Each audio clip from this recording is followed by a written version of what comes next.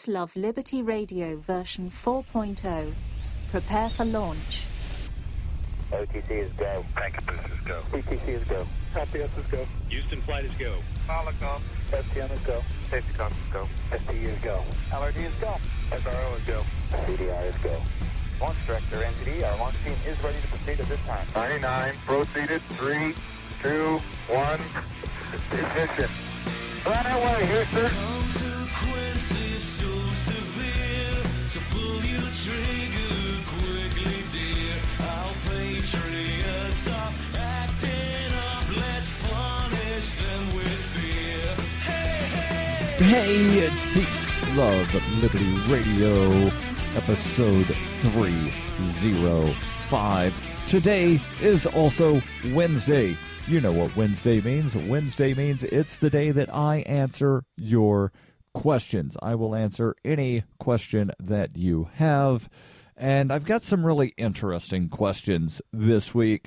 The first of which is something that is not in my field of expertise. And actually, most of these are not in my field of expertise, although one of them is what's your interpretation and opinion of, and well, I can interpret and opinionate on things because that's what I do. But also Mondays and Fridays when I have the Friday show, and I will sporadically over the next 6 weeks have Friday shows again. This Friday, I don't believe I will have a Friday show. I'll need to look at my schedule again. I'm flying out later in the day on Friday, so sometime late afternoon, early evening, and I might be able to record a Friday show before I have to head to the airport. I'm not sure. If it happens, great. If not, well, I'll do the show again on Monday. But again, Mondays and Fridays when there are the Friday shows, I've been looking at, since launching version 4.0 of Peace, Love, Liberty Radio, I've been looking at sort of self-help stuff, how to help you become a better version of yourself as I become a better version of myself. And also, like ways to get creative, ways to hone your creativity, and just other things that I find to be interesting of sort of a self-help, personal growth sort of nature, and try to get away a little bit from the political sphere a little bit. But, there will still be times when, the thoughts of liberty definitely make their way through. And that's really sort of the point, is to find a niche, or a niche, depending on how you like to pronounce the term, and fill that of, hey, libertarians need to work on improving themselves as well as improving their community and their surroundings, and let's look at how to do that, and let's look at it from that liberty perspective of, hey, you being a better version of yourself will help you in these ways be able to explain to other people how things can work in a free society. Because, if you can't take care of yourself, then how are you going to convince other people that you can take care of yourself absent government? So let me now jump into the questions for the Ask Me Anything. And again, you can send those questions over to ama@fppradio.com. And again, I think I've mentioned this before, but when I started doing the Ask Me Anything, is I thought people would ask me questions about things that I was fairly knowledgeable about already. But generally, I get questions that I wind up having to do some research on, and I love it because I love doing research. I love finding out new things. So the first question, what is the best non-surgical treatment for cataracts? And this came to me from someone who was recently diagnosed with having the early stages of cataracts. So I did some research, and my first instinct when I saw this was, I think cannabis helps, but no, cannabis does not help with cataracts. Cannabis helps treat the symptoms of glaucoma, but there's no evidence that cannabis has any impact on cataracts or is even used by anyone successfully to treat cataracts, or that cannabis. There's no evidence that cannabis is used to successfully treat cataracts or reverse the symptoms thereof. But I did find an article from Scientific American. Headline, Eye drops show promise in treating cataracts without surgery. Dateline is November 6th of last year. A molecule that can bind and resolubilize, I think that's how you pronounce that, bind and resolubilize misfolded protein in the eye has been identified by researchers in the U.S. The molecule, a sterol, shows potential as a non-surgical treatment for cataracts. Eye drops contained in it, or rather, eye drops containing it, were able to partially reverse cataracts in mice and restore some transparency in isolated human lenses. Currently, people who develop cataracts must have an operation to remove them to restore their sight. While this is relatively straightforward in the developed world, Jason Guestwicki from the University of California, San Francisco, who led the research, says there are about 100 million people in the world that are currently blind from cataracts because of lack of access to surgical procedures. A topical treatment with good shelf life that requires minimum training is really what is needed. Cataracts are caused by damaged crystalline proteins in the eye lens. These proteins start off soluble and transparent, but they are never replaced and can become misfolded over time, forming opaque, insoluble clumps that are highly stable. Guestwicki explains if we can find a small molecule that binds the soluble natural fold of the crystalline proteins, the free energy of that interaction will make the more stable form and will basically turn back the clock on the aging of that protein. There's definitely more in this article, and I will post it in the show notes so that you can read it at your leisure if you are interested in learning more about these eye drops that apparently can help reverse cataracts. I've got more questions, and I will jump into them when we come back here on Peace, Love, Liberty Radio. And again, send your questions to me, ama@fppradio.com. I answer your questions every Wednesday right here on Peace, Love, Liberty Radio.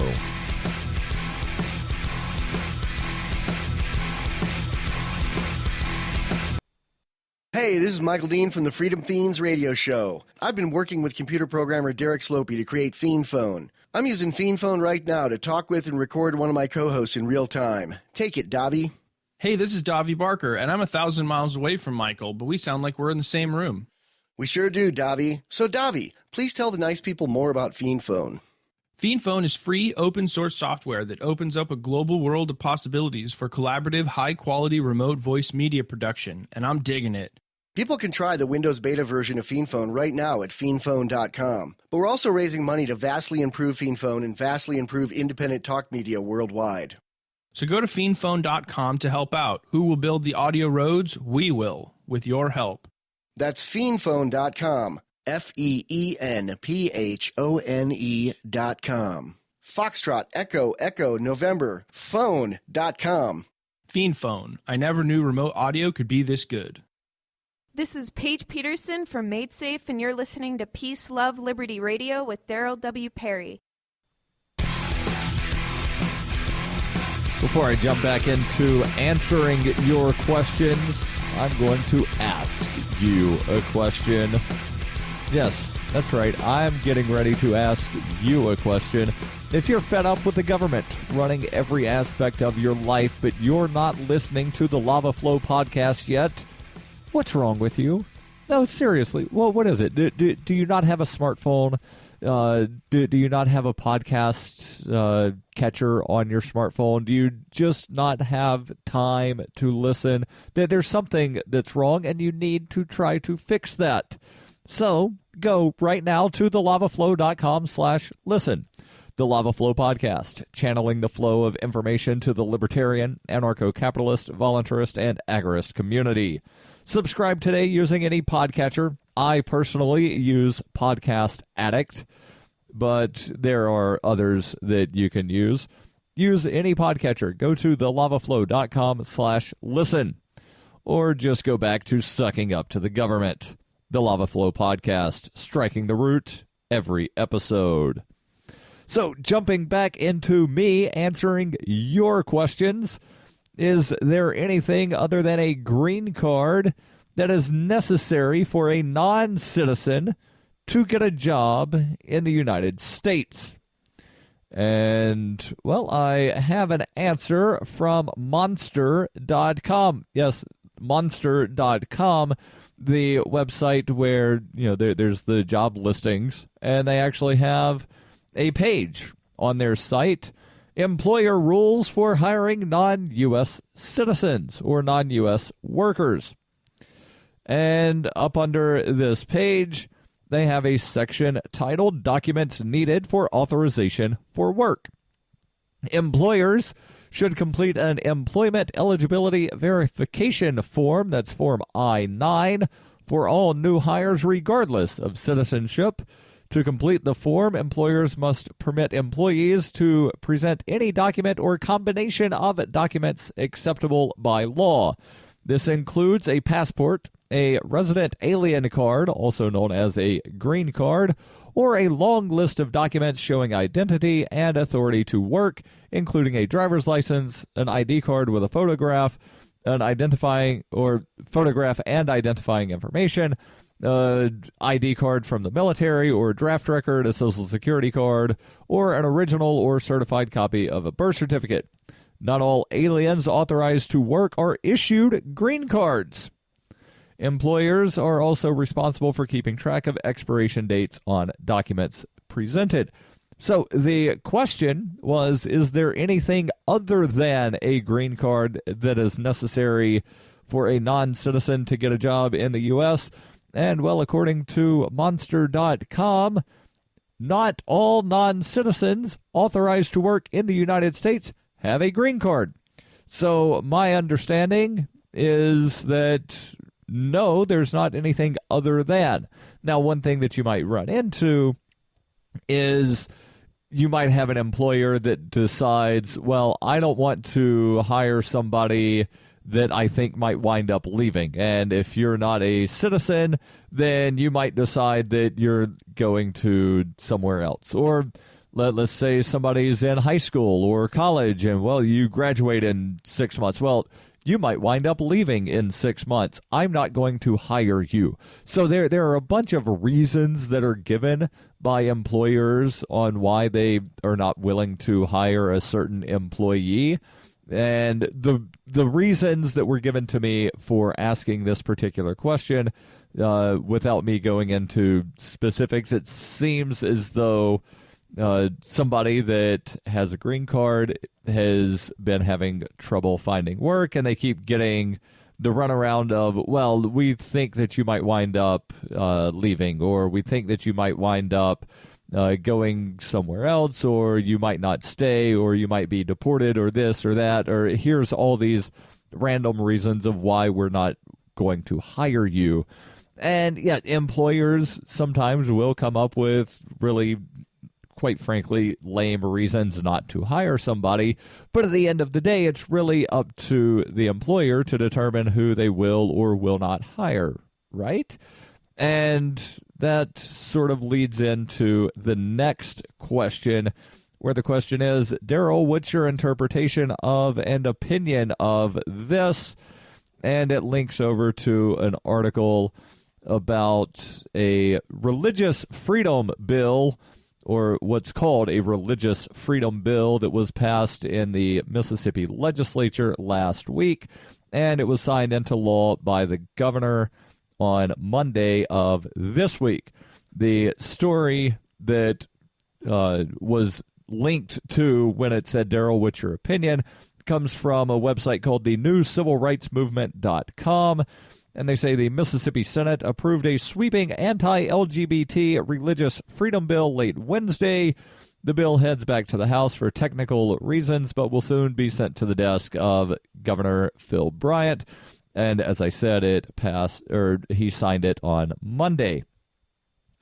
There's a quote in this article from Human Rights Campaign President Chad Griffin, who issued a statement prior to the passage of the bill saying this legislation moves Mississippi backwards, undermining equality for its residents and jeopardizing its ability to attract and retain fair-minded businesses. Governor Bryant should be paying close attention to the backlash against discrimination in Georgia, where Governor Nathan Deal vetoed a terrible anti-LGBT bill, and in North Carolina, where fair-minded people and the broader business community are calling on state leaders to repudiate and repeal the discriminatory law passed last week. Mississippi's economy and its reputation hang in the balance. Now, I actually pulled up the bill. I did not read all 13 pages of the bill, but I did start reading the bill. And, well, I'll read sections 1 and 2, which are very short. This act shall be known and may be cited as the Protecting Freedom of Conscience from Government Discrimination Act.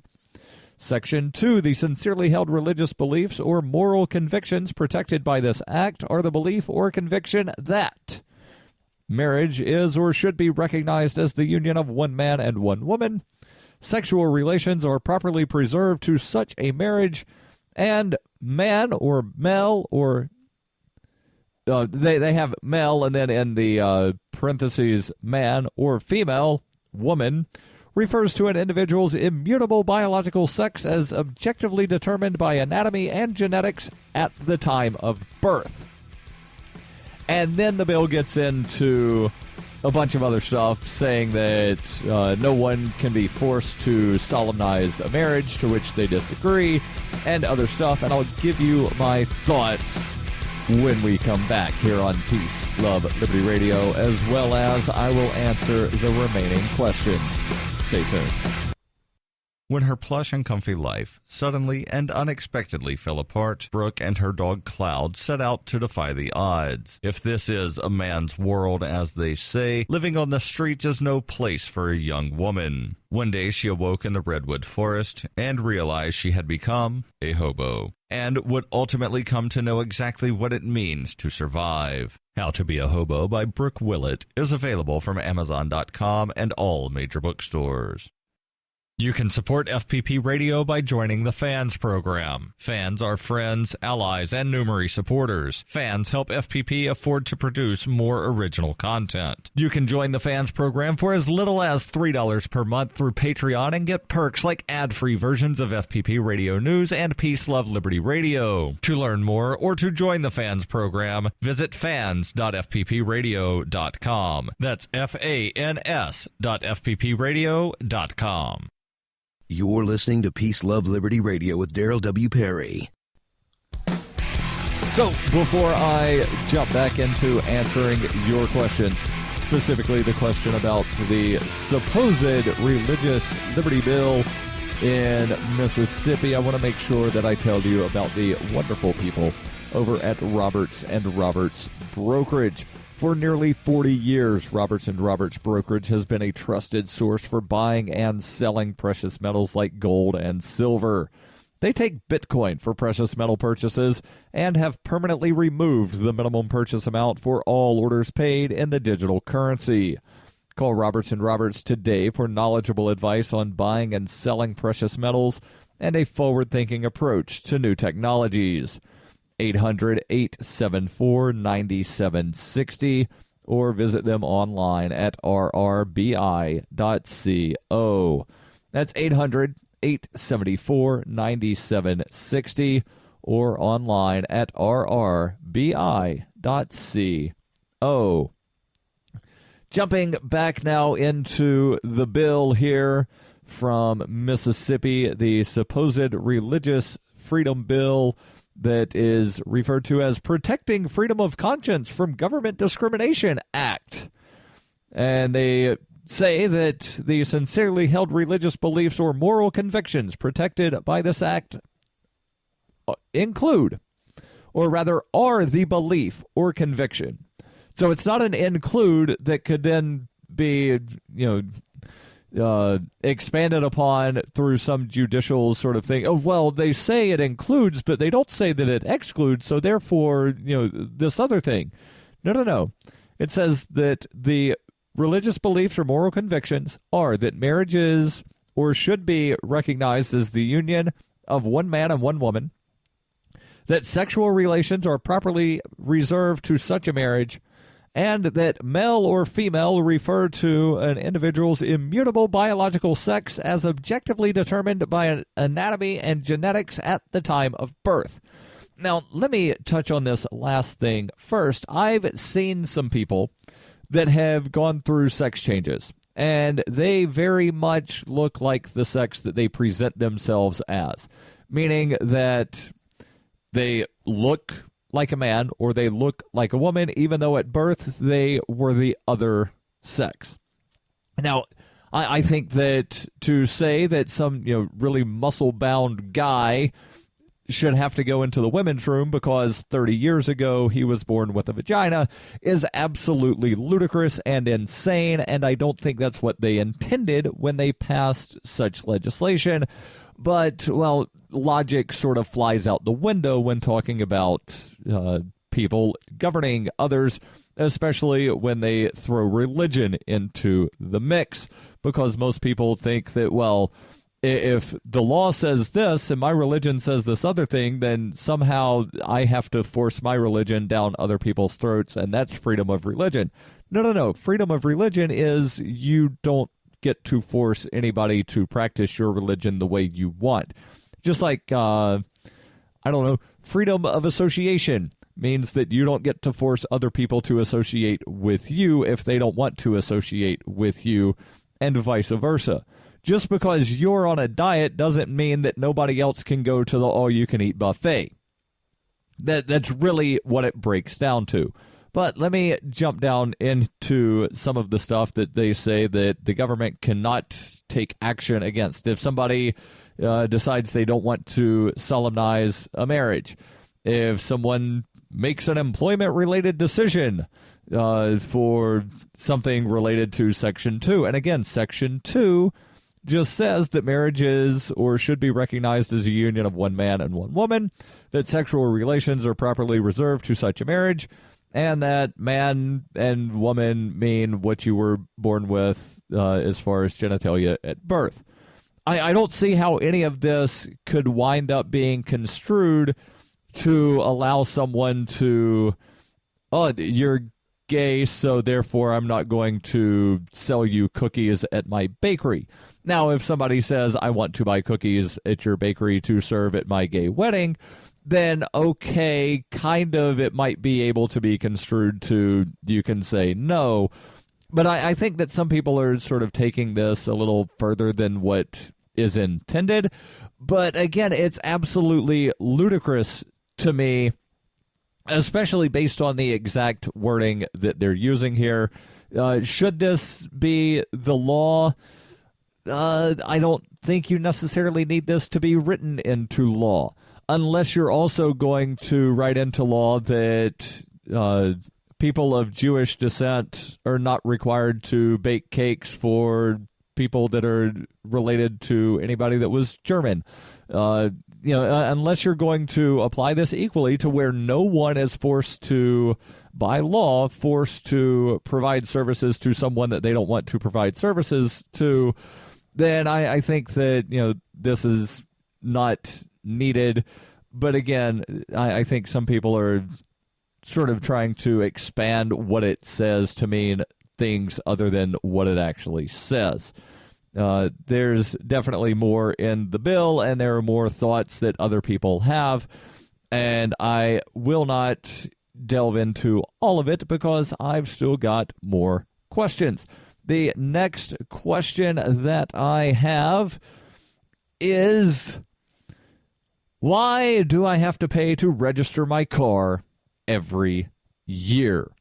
And this is something that I've actually challenged previously, where for a time I did not register my vehicle, partly for, I don't want to, and partly because I didn't have the documents needed to register where I was living, and I couldn't register where I had lived. And so I was sort of in a legal limbo land for a time, and I was like, screw it. And I wound up going to court for it. And, well, I'll present part of my defense that includes the history of why you have to register your car here in the closing moments on Peace, Love, Liberty Radio. Why do they hate us? Is libertarianism compatible with Islam? Davi Barker answers these questions and more in Voluntary Islam and Other Essays. He advances the voluntarist cause with analysis of the confluence of values between Islam and libertarianism, as well as contemporary movements from the Tea Party to the Arab Spring. Voluntary Islam by Davi Barker is available from Amazon.com and all major bookstores. Are you tired of governments murdering people around the world? Stop using their money. There is an alternative. Bitcoin is a stateless, free market, non-political currency. Bitcoin cannot be inflated or controlled by any government. By using their money, you are helping the state. Stop doing it. You have an incredible alternative available now. Learn it, use it, spread it. Get started with Bitcoin at weusecoins.com. That's weusecoins.com. You're listening to Peace, Love, Liberty Radio, online at fppradio.com. It's the closing moments of Peace, Love, Liberty Radio. And if you like the show, consider joining the Fans program. Fans are friends, allies, and numerous supporters. You can join for as little as $3 per month. You get ad-free versions of the podcast. Just go to fans.fppradio.com. That's fans.fppradio.com.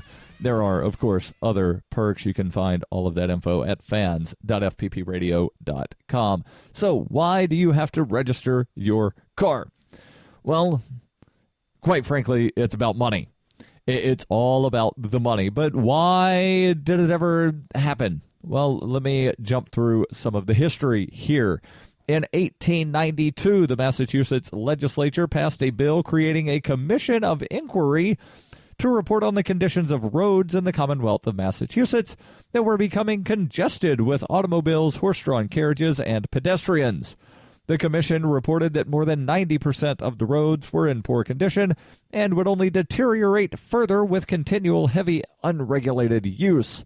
The investigation led to the creation of the Massachusetts Highway Commission, which later became the Massachusetts Department of Transportation. MassDOT claims that no laws were governing the rules of the road, which led to a great deal of confusion on the thoroughfares, as well as a lack of public safety. In 1903, so nearly 11 years after the legislature created the Commission of Inquiry in 1903, Massachusetts became the first state to issue licenses and registration plates for an automobile. New Hampshire did not have vehicle registration until 1905, and registration was not required until 1909. The ever-popular "it's for your own safety" excuse was used to mandate vehicle registration, though vehicle registration does not guarantee public safety. Vehicle registration does, however, provide a nice database of vehicle owners, and vehicle registration, or lack thereof, or even improperly displayed registration, is supposed justification by police to stop a motorist in an attempt to raise more revenue. Vehicle registration also unfairly taxes people that don't use the roads as often as others. The use of fuel tax, which correlates to one, or more closely correlates to one's actual use of the road, is a slightly more equitable way to fund the maintenance of building roads. Mandatory registration of any kind is unjust, whether it be registration of a vehicle, firearm, business, or even a toaster oven. Hey, we're out of time. This is Peace, Love, Liberty Radio. Don't forget, every Wednesday I answer your questions. AMA@FPPradio.com. The podcasts of FPP Radio are licensed under Copyright. We believe that copying is a form of flattery and do not abide by the copyright laws. Those laws serve to restrict the flow of ideas, which no one can really own. Copying is an act of love. Love is not subject to law. If you enjoy the show, consider joining the Fans program and get perks like ad-free versions of Peace, Love, Liberty Radio and FPP Radio News. To learn more or to join the Fans program, visit fans.fppradio.com.